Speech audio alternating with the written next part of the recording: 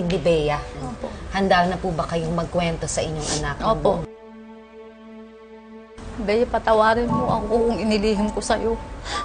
Kung hindi ko nasabi sa'yo kung sino ang iyong ama. Dahil sa totoo lang, nahihiya akong aminin. Ginahasa lang kasi ako ng tatay mo. Bakit parang wala kang reaksyon, pero nakikita ko yung parang lumalabas sa itsura mo yung alam kong may galit pa rin. Ano nararamdaman mo, anak? It's okay.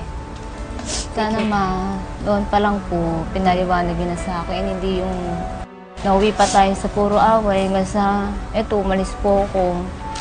Pero ngayong alam ko na po, naintindihan naman po kita, pero tatay ko pa rin po yun. Kailangan ko malaman kung nasan siya. Napatawad na po kita. Wala po pala akong dahilan para magalit. Tatay ko pa pala yung may kasalanan. Sa'yo pa po akong nagagalit. Sorry, Ma. Pero kailangan ko po ng time mo. Kasi bata pa po ako eh. Bakit ngayon lang niyo sinabi? Bakit sana noon pa? Nahiya po akong sabihin sa kanya ang totoo. Ngayong alam mo na ang totoo. Kumusta ka? Hindi po pala ganun kadali kay Mama na aminin yung totoo. Siyempre po, babae po ako na tapos sa ibang tao po malalaman na, ay, anak ka lang pala ng ano eh. Siyempre, magagalit po ako noon. Ito ang pagkakataon mo para magtanong sa kanya. Ma, nagawa ko po bang magre-rebelde? Galit po ba kayo sa akin? Nung una, anak, masakit sa akin. Pero, kailangan kong anak kita eh. Kaya ano man ang pagkakamali mo, kailangan kong tanggapin. Kaya patawad kita. Ma, sorry kasi hindi ko po agad naiintindihan. Pero ngayon, Ma, babawi po ako. Promise ko yan sa'yo. Ano nakikita mo sa iyong nanay ngayon? Naawa po kasi umiiyak po siya eh. Bakit siya umiiyak? Sobra po siyang nasaktan sa nagawa ko. Bakit siya nasasaktan? Kasi po, bilang anak, di po tama yung ginawa ko sa magulang ko po na bastusin siya. 19 years niyang kinip yung secret na yon, no? Hindi niya binunyag. Bakit? Kasi po, unang-una, tatakot po siya, tsaka kahihiyan po namin magnanay yun. Oo. So, ang naririnig ko sa'yo, nakikita mo yung kahinaan niya. Tingnan natin yung itinaguyod ka ng 19 years. Ililipat natin yung sa mahina, sa pagiging malakas. Ano makikita mo sa kanya? Inamin niya na sa pagtaguyod niya sa'yo, sa pagtatrabaho, nale-let go niya, yung oras niya para sa'yo. Bakit kayo nag-aaway? Kasi may kinikim-kim siya na sikreto na hindi niya maibigay sa'yo. Kaya gusto ko nga mapunta ka dun sa nararamdaman ng nanay mo. Very strong ang nanay mo.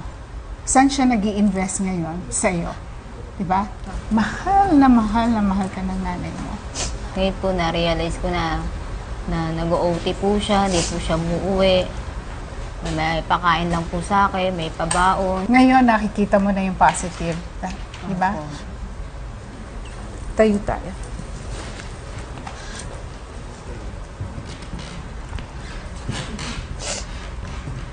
Tinaguyod mo siyang strong, no?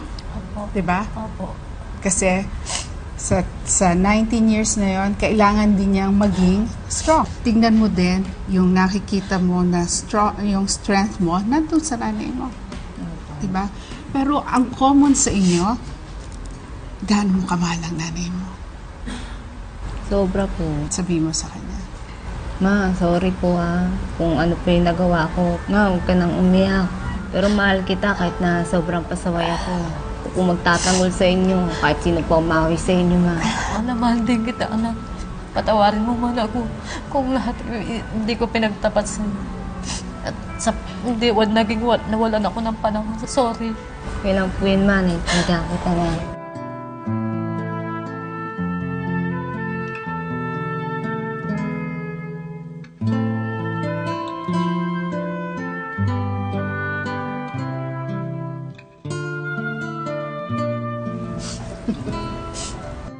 Iba yung ngiti mo ngayon.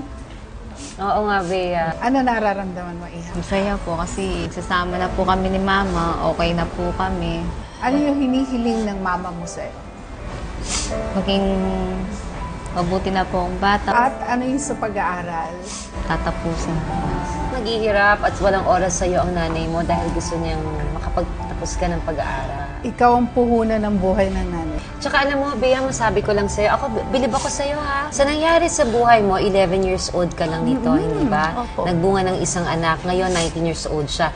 Sa 19 years, ni hindi ka pumatol o nagka-boyfriend. Yes. Hindi po. Hindi ba? Hindi po. Itinutok mo at finokus mo ang buhay mo, ang sarili mo, lahat para kay Bea. So, ang ano dito, ang magiging next para sa'yo, Carmen, patawarin mo sarili mo. Humingi ka na ng tawad sa anak mo, this time, sa iyong sarili. Deserving mo maging happy eh. Di ba? Apo. Lahat para Nak, lahat gagawin ko para sa'yo. Naku, ma. Salamat, Maging ma. maayos lang tayo.